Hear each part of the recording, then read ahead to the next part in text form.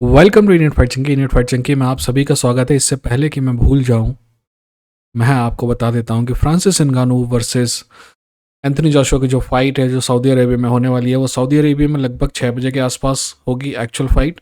तो इंडिया के टाइमिंग के हिसाब से 3:30 बजे होगी।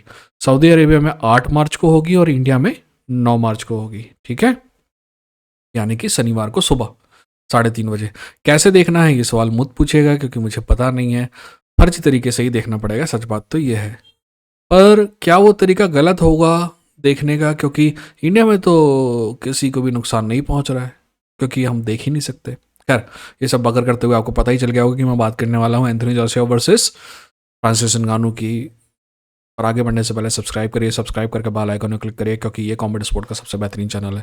मेरा मानना है कि जब भी आप वीडियो देखकर उठेंगे तो आपके पास पहले से ज़्यादा नॉलेज होगा, और अगर ऐसा नहीं होता है तो अनसब्सक्राइब करिएगा और 4 गालियाँ देते जाइए। ठीक है, बात करते हैं Francis Ngannou versus Anthony Joshua की।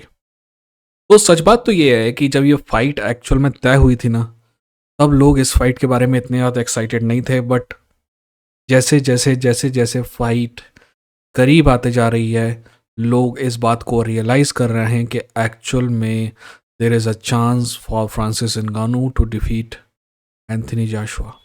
और अगर ऐसा होता है ना, तो लिटरली लिटरली तो नहीं, फिगरेटिवली अर्थक्वेक आ जाएगा बॉक्सिंग की दुनिया में। फ्रांसिस नगानू एमएमए का एकलौता ऐसा फ्लैग बेयरर है जिसने बॉक्सिंग की दुनिया में जाके हमारी थोड़ी बहुत इज्जत रखी है। बाकी हमने देखा है कि बहुत से लोगों ने वेंचर किया है इधर से उधर, और उनमें से कोई सफल नहीं हो पाए हैं। एक और आदमी है जो वैसे इस दुनिया में सफल रहा है, उसका नाम है माइक पेरी।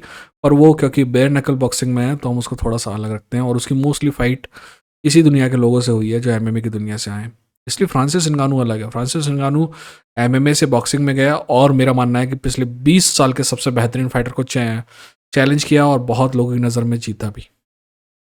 एक तरफ फ्रांसिस नगानू है जो टाइसन फ्यूरी वाली फाइट से आ रहा है, जिसमें हारने के बावजूद फ्रांसिस नगानू की एक्चुअली इज्जत कम होने की जगह बढ़ गई है। कई लोगों का मानना है कि फ्रांसिस नगानू ने टाइसन फ्यूरी को हराया है। आप अगर पूछे कि मेरा क्या ओपिनियन है, मैंने फाइट देखी है। एक्चुअली मैंने 3 बार देख ली फाइट, मजाक मजाक में। तो मेरा ओपिनियन सच में ये है दोस्त कि वो फाइट एक्चुअली टाइसन फ्यूरी ही जीता है। और अगर कोई फाइट इतनी क्लोज थी कि अगर कोई एक्चुअली फ्रांसिस नगानू को देता भी है ना फाइट, तो मेरे को उससे कोई प्रॉब्लम नहीं होगी। फ्रांसिस नगानू ने उस फाइट में 2 चीज़ें साबित की। पहला ये कि फ्रांसिस नगानू काफ़ी पेशेंट है। आपने अगर वो फाइट देखी है तो आपको पता चलेगा कि फ्रांसिस नगानू, आपको ना अलग ही समझ में आ जाता है कि एक फाइटर है ना जिसके पास वन पंच नॉकआउट पावर है, तो वो हमेशा उस वन पंच की तलाश में रहता है और रेकलेस होके घूमता है। आपको एग्जाम्पल उसका देखना है तो वो है डियांटे वाइल्डर। और दूसरा जो फाइटर होता है वो उसके पास वन पंच नॉकआउट भी होता है, पर वो उसके लिए सही समय का वेट करता है, ज़बरदस्ती उसको खोजने के लिए निकल नहीं जाता है और रेकलेस नहीं होता है। फ्रांसिस नगानू ने साबित किया कि वो पेशेंट है और रेकलेस बिल्कुल भी नहीं है। दूसरी बात, फ्रांसिस नगानू ने ये साबित किया कि दुनिया का कोई भी एनालिस्ट फ्रांसिस नगानू को सही से जज नहीं कर सकता, क्योंकि जहाँ से हम जैसे लोगों की सोच खत्म होती है वहाँ से फ्रांसिस नगानू की शुरू होती है। इसके अलावा मैं आज भी वही बात कहता हूं जो मैंने पिछली fight Francis Ngannou versus Tyson Fury की फाइट के बारे में कही थी, कि फ्रांसिस नगानू को दुनिया में कुछ भी साबित करने की ज़रूरत नहीं है। फ्रांसिस नगानू अगर वो फाइट हारता तो भी मेरे लिए हीरो होता, जीता लगभग जीता तो भी मेरे लिए हीरो है, और अगली फाइट में भी मेरा ओपिनियन वही रहेगा। Right, it's better to love and loss than never be in love. Right, आप किसी चीज़ को ट्राई करते हैं और फेल हो जाते हैं, it's okay, please you try it, rather than कि आप डर के कोई भी चीज़ दुनिया में ट्राई ना करें और बैठे रहें, तब तो आप सर्टिफाइड लूजर हैं, है ना। दूसरी तरफ एक्चुअली एंथनी जोशुआ है जो आ, आप जब यूसिक से हारा था ना एंथनी जोशुआ, तब ऐसा लग रहा था कि दोस्त अब पिक्चर खत्म है। एंथनी जोशुआ, मेरा मानना है, मैंने अगर आप मेरे वीडियो देखते आ रहे हैं तो मैं हमेशा से उसके बारे में उसके खिलाफ ही प्रोटेक्शन दिया और मैं मोस्टली सही रहा हूँ। एंथनी जोशुआ मेरा मानना है कि ओवर रेटेड फाइटर है। पर क्या एंथनी जोशुआ हमेशा ओवररेटेड था? अगर आपने एंथनी जोशुआ वर्सेस क्लिचको देखी है फाइट, तो आप रियलाइज करेंगे कि एंथनी जोशुआ एक्चुअली बहुत शानदार फाइटर था। बट उसके बाद जो डिफेंसिव बकर आई ना, उसने एंथनी जोशुआ की जो इज्जत मेरे दिल में थी वो सब बर्बाद कर दी, क्योंकि वो फाइटर की ना तारीफ आप कर भी नहीं सकते, बहुत मुश्किल हो जाएगी। ये बात अलग है कि एंथनी जोशुआ का पीआर इतना खतरनाक था, एंथनी जोशुआ का की टीम का, जो एडी हर्न की टीम का जलवा इतना खतरनाक था कि उसकी एक ओवरवेलमिंग पिक्चर बना के रखी थी, जिसको एक बार नहीं कई बार अलग अलग फाइटर ने तोड़ा। चाहे वो एंडी रूइज हो, चाहे वो यूसिक हो 2 बार, या फिर क्लिचको खुद हो, है ना। और एक बात और जो एंथनी जोशुआ में नज़र आई थी कि एंथनी जोशुआ एक बार जब चैंपियन बन गया, क्लिचको को हराने के बाद जब एक्चुअल में चैंपियन बन गया, तो वैसे तो उससे पहले ही बन गया था, बट क्लिचको को हराने के बाद लोगों ने एक्सेप्ट किया उसे एज ए चैंपियन। पर उसके बाद ना एंथनी जोशुआ को ऐसा लगा कि वो जो टॉप पे पहुंच गया है, उसको अगर उस जगह को उसको बनाए रखना है तो वो डिफेंसिव फाइटर ही होना पड़ेगा, और वो रिस्क अवर्स हो गया, रिस्क लेने से डरने लगा। वहीं दूसरी बात, जो अच्छी बॉक्सिंग स्किल्स होने की वजह से दूसरों के सामने नहीं आई थी, वो थी एंथनी जोशुआ की नॉट ओवरकमिंग द ऑड्स वाली सिचुएशन। एंथनी जोशुआ क्लिचको वाली फाइट के अलावा ऐसी कोई सी फाइट आप नहीं देखे होंगे जहां पे वो हार रहा था और जीत गया, है ना। और रिसेंटली यूसिक से दूसरी बार हारने के बाद जो टेलर से उसकी फाइट हुई, वो लैकलस्टर फाइट थी, कोई ज़्यादा इंप्रेसिव फाइट नहीं थी। ऐसा लग रहा था कि बस एंथनी जोशुआ से का जो लेवल है वो वैसे भी टेलर से कहीं ऊपर था, इसलिए वो जीत गया, बट ऐसी जीत नहीं थी कि एम्फेटिक थी। उसके बाद हमें याद है कि हेलेनियस वाली जो फाइट थी, तो हेलेनियस वाली जो फाइट है उसमें भी हम कुछ भी नहीं जज कर पा रहे थे, क्योंकि हेलेनियस जो है वैसे भी शॉर्ट नोटिस पे आया था।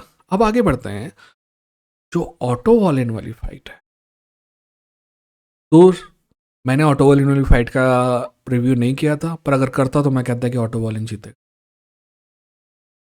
ठीक है ना, क्योंकि मैं उसको कई फाइट में देख चुका था, ही इज़ गुड। और जिस तरीके से बजाया है एंथनी जोशुआ ने, Anthony Joshua has earned a lot of respect from people like me after Otto Wallen fight. Because ये वाला जो एंथनी जोशुआ है ना, ये एंथनी जोशुआ एंटी रूइस के खिलाफ वाला एंथनी जोशुआ नहीं है, इवन टेलर के खिलाफ, हेलेनियस के खिलाफ, यूसिक के खिलाफ वाला एंथनी जोशुआ नहीं है। ये जोशुआ साला पूरा पुराना जो है ना एंथनी जोशुआ, जो क्लिचको से फाइट किया था, वो वाला एंथनी जोशुआ दिख रहा है। और ये एंथनी जोशुआ जो है बहुत ज़्यादा डेंजरस है, क्योंकि इसमें स्किल है और थोड़ा बहुत ही अभी भी रिस्क ले सकता है। ओवरकमिंग दी ऑड्स वाला इशू तो हम नहीं कहेंगे, क्योंकि हमने उसे ओवरकमिंग दी ऑड्स करते हुए देखा भी नहीं है अभी, तो विल होल्ड और जजमेंट अबाउट दैट। बट ये है कि एंथनी जोशुआ आज जिस स्टेज पे है वो काफ़ी अच्छी स्टेज है। चलिए, बात कर ली हमने इंगानू की, हमने ये भी बात कर ली कि इंगानू कहाँ पे है, ये बात कर ली हमने कि जोशुआ कहाँ पे है। अभी हमें समझना होगा कि आखिर ये फाइट हो क्यों रही है। पहली बात तो ये फाइट हो रही है, सबसे बड़ा कारण ये है कि सऊदी अरेबिया, जो टर्की है, प्रिंस टर्की, डबल टर्की, वो इस फाइट के लिए पैसा खर्च करने के लिए तैयार है। और पैसा ऐसा दोस्त जो यूएफसी वाले सपना देखते हैं, ठीक है ना, सपने में भी नहीं मिलता वैसा पैसा जैसा यहाँ पे मिल रहा है। एनीवेज, पहला तो कारण ये है, और इसको अगर इग्नोर भी कर दिया जाए ना, तो एक्चुअली बॉक्सिंग की दुनिया में ये दूसरी सबसे बड़ी फाइट है। कारण इसका यह है कि हम ये जानते हैं कि पहली सबसे बड़ी फाइट जो है वो है यूसिक वर्सेस फ्यूरी की। यूसिक वर्सेस फ्यूरी की फाइट एक्चुअली दिसंबर में होने वाली थी, पर वो हो नहीं पाई क्योंकि फ्यूरी को चोट लग गई। अब वो फाइट जो है वो मई में होने वाली, शायद मिड मई में, 18 मई के आसपास, 15 या 18 मई के आसपास होने वाली है। पर उस फाइट से पहला अनडिस्प्यूटेड चैंपियन निकलेगा लगभग 20 साल में, है ना। क्लिचको के पहले आप मान लें, क्लिचको भी अनडिस्प्यूटेड चैंपियन नहीं था, क्योंकि दोनों भाइयों के पास अलग अलग बेल्ट थे। अगर वो एक आपस में फाइट करते तो अनडिस्प्यूटेड हो सकता। तो लेनेक्स लोएस के बाद ये पहला अनडिस्प्यूटेड चैंपियन होगा। तो बात आती है कि इस अनडिस्प्यूटेड चैंपियन को चैलेंज कौन करेगा।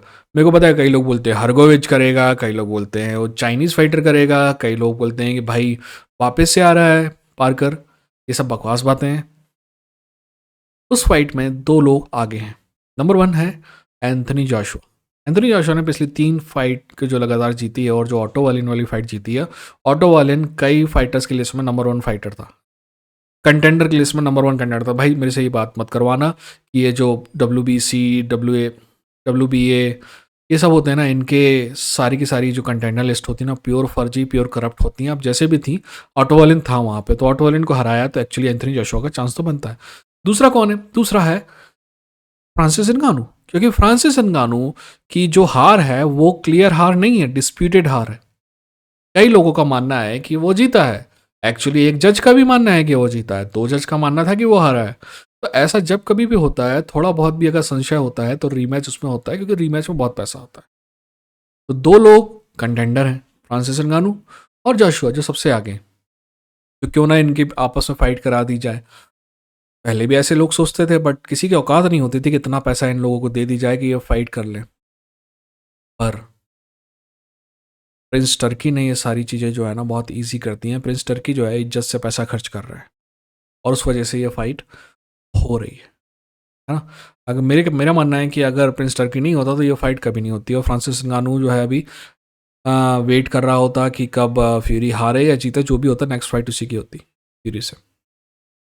अब इन दोनों के बीच में फाइट कैसी होगी, इसके लिए ना हमें फ्रांसिस नगानू की इकलौती जो बॉक्सिंग फाइट, जो एक्चुअली फेमस बॉक्सिंग फाइट है, उसके लिए हमें वहाँ पे जाना पड़ेगा। फ्रांसिस नगानू वर्सेस फ्यूरी वाली फाइट अगर आपने देखी है तो आपने ध्यान दिया होगा कि एक्चुअली जब तक कि फ्यूरी नॉकआउट नहीं हुआ ना, फ्यूरी आउटबॉक्स करने की कोशिश नहीं कर रहा था फ्रांसिस नगानू को, क्योंकि वो थोड़ा सिंपल हो जाता। हमें सबको पता था कि आउटबॉक्स अगर वो करना चाहता फ्रांसिस नगानू को तो बहुत आसानी से कर सकता था, बट एक्चुअली वो उसको आउट फिजिक करने की कोशिश कर रहा था, अपना वजन उस पर रख रहा था। Actually he is try to bully Francis Ngannou. दोस्त, आप ना कुत्ते को बुली कर सकते हो, गधे को बुली कर सकते हो, ज़्यादा आपकी हिम्मत आ गई है तो घोड़े को भी बुली कर सकते हो। अब हाथी को बुली करने जाओगे ना तो दिक्कत में पड़ जाओगे। और हाथी को बुली करने गया फ्यूरी, और उसको पता चल गया कि दोस्त हाथी को बुली नहीं कर सकते आप, क्योंकि वो फ्यूरी जो है ना, जो फ्रांसिस है, वो कोई जगह दे नहीं रहा था। ऐसा नहीं था कि फ्रांसिस नगानू नजर आ रहा है कि एक्चुअली इससे बेहतर बॉक्सर है, बट जब फ्रांसिस नगानू को पता है कि उसकी स्किल जो लेवल है वो फ्यूरी से कम है, तो वो कभी एक्स्ट्रा स्पेस दे ही नहीं रहा था। अपनी जो स्ट्रेंथ है वहां पे ही फाइट कर रहा था। ठीक है, जब उसको ओपनिंग मिल रही थी तभी अग्रेसिव हो रहा था। और ये सब क्यों हो रहा था?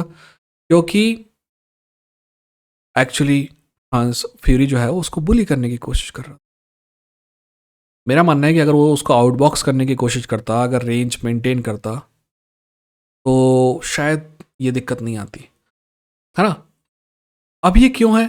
पुराना फ्यूरी होता ना, बहुत पुराना फ्यूरी, आप कहेंगे कि जो क्लिचको से फाइट किया था, वो फ्यूरी हर फाइटर को आउटबॉक्स करने की कोशिश करता है, क्योंकि उस फ्यूरी को लगता है कि उसकी बॉक्सिंग स्किल दूसरों से बेहतर है, जो कि है। पर ये जो नया फ्यूरी है ना, आप कहेंगे कि पहली फाइट जो हुई थी ना डियोंटे वाइल्डर से, उसके बाद वाला फ्यूरी, पहली फाइट तक डियोंटे वाइल्डर तक पुराना फ्यूरी है। उसके बाद जब क्रॉन्ग जिम वाले जो कोच आए, उनकी वजह से जो चेंजेस आए ना फ्यूरी में, Fury wants to knock the people hell out. वो नॉकआउट के लिए पीछे पड़ा रहता है, जबकि वो आउटबॉक्स कर सकता है। तो ये ट्राई किया फ्यूरी ने, और मेरे ख्याल से कई लोगों का मानना है कि फ्यूरी की हार हुई, तो अगर हार हुई तो इसी कारण से हुई, और अगर जीत थोड़ी शक और शोभा की जगह रह गई जीत में, तो उसी कारण से रह गई। मैं ये सारी बातें क्यों कर रहा हूँ? अगर जोशुआ को फ्रांसिस नगानू को हराना है तो he has to find a way to outbox Francis Ngannou. अगर वो फ्रांसिस नगानू को बुली करने की कोशिश करेगा ना, तो दिक्कत में आ जाए। अब जो सबसे बड़ा सवाल मेरे सामने है वो इस बात का है कि एंथनी जोशुआ की चिन कैसी है। आप ये मान के चलिए कि 12 राउंड की फाइट में ये कोई मुश्किल बात नहीं है कि एक आध जो है ना पंच जो है सही तरीके से लैंड कर लेगा नगानू, बिल्कुल कर लेगा। अब क्या उस पंच को सह पाएगा आपका जोशुआ? मान लीजिए कि वो नहीं सह पाता और नॉकडाउन भी होता है। और जब नॉकडाउन हो जाएगा तो उसके बाद क्या वो रिकवर करके कमबैक कर पाएगा फाइट में, जैसे कि फ्यूरी ने की? फ्यूरी भी तो नॉकडाउन हुआ ना, but he made a comeback. क्या एंथोनी जोशुआ कमबैक कर पाएगा?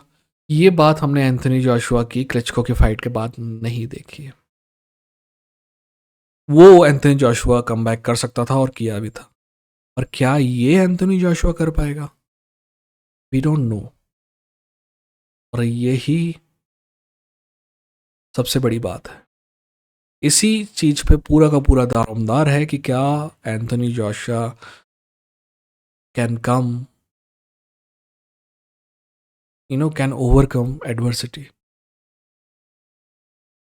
मैं सच बात है कि मेरा दिल कहता है कि फ्रांसिस नगानू जीतेगा, क्योंकि आई वांट फ्रांसिस नगानू को टू विन। अपना लौंडा है यार, I we want him to win. और दूसरी बात, आई डोंट लाइक, सी मेरे को दुनिया में ना फोनी लोग बिल्कुल भी पसंद नहीं है, जो अपने आप को हीरो की तरह पेश करने की कोशिश करते हैं और साले दोगले होते हैं। मेरे को वो पिक्चर नज़र आती है जोशुआ में, इसलिए आई डोंट लाइक जोशुआ। तो मेरा दिल कहता है कि वही जीतेगा, बट दिमाग कहता है कि एक्चुअली अगर फ्रांसिस जोशुआ जो है can overcome the adversity, he will win the fight. Actually Joshua favourite भी होगा, है ना, सट्टेबाजों के हिसाब से जोशुआ फेवरेट भी होगा। और उसके फेवरेट होने का कारण भी है यार, बहुत सिंपल सा कारण है कि जोशुआ यार चैंपियन रहा है दो दो बार, है ना। बट मेरा मानना है कि अगर Francis Ngannou can survive first 6 rounds, then Francis Ngannou is going to win this. क्योंकि हमने हमेशा देखा है कि जोशुआ जो है, जोशुआ गेट्स फेड। जोशुआ दो तरीके से, अगर वो डिफेंसिव फाइट कर रहा है ना, तो वो 12 बोरिंग फाइट, 12 राउंड की बोरिंग फाइट देगा आपको। और अगर थोड़ी सी एक्साइटिंग बनाने की कोशिश करेगा ना वो, तो शुरू के 6 राउंड 6 राउंड में ही करेगा, उसके बाद नहीं करता है वो। तो शुरू के 6 राउंड में अगर Francis Ngannou can survive, then I don't think so that Joshua can overcome the adversity. And I'm pretty much confident about it. मुझे पता है कि एक्चुअली सट्टेबाजों के हिसाब से फिर जोशुआ फेवरेट है और फ्रांसिस नगानू अंडरडॉग है, but I think there is a very good chance Francis Ngannou can win the fight. मेरा दिल कहता है कि फ्रांसिस नगानू जीतेगा, दिमाग कहता है कि फ्रांसिस नगानू जीतेगा। ऐसा होता तो फ्रांसिस नगानू पे लगाया जाता, बट आपको कोई पैसा नहीं लगा, ठीक है। अपना ख्याल रखिए, अपनों का ख्याल रखिए। ये था इंडियन फाइट जंग की, लड़ेंगे, जीतेंगे।